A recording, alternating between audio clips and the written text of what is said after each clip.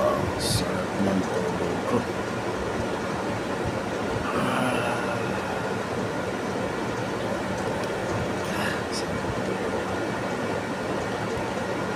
Good morning. Na-experience nyo ba yung pagkagising pa lang parang pagod ka na agad? Ganyan ako dati, pero simula nang isama ko ang yoga sa umaga ko, ibang-iba ang pakiramdam ko. Dati, lagi akong nagmamadali. Wala na akong oras para sa sarili. Pero natutunan ko na kahit ilang minuto lang ng yoga kada umaga, malaking tulong pala para maging mas kalmado, mas presentado sa buong araw. Sana kayo, ganun din kayo, no?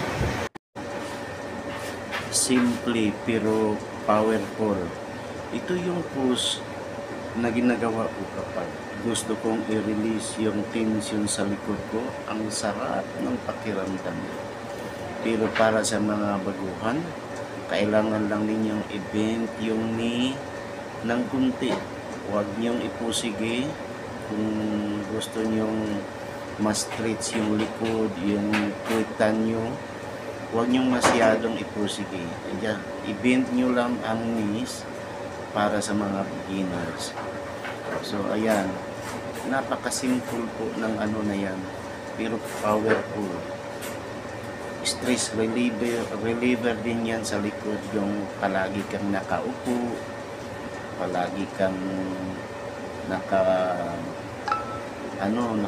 sa mat o sa chairs, okay?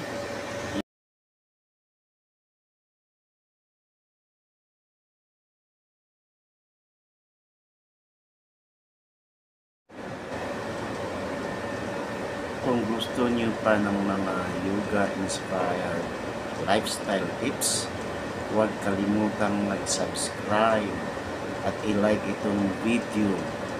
At curious ako, ano ang ginagawa niyo tuwing umaga para maging kalmado o energized? Share niyo sa comment, baka makatulong din sa iba. Namaste po sa lahat.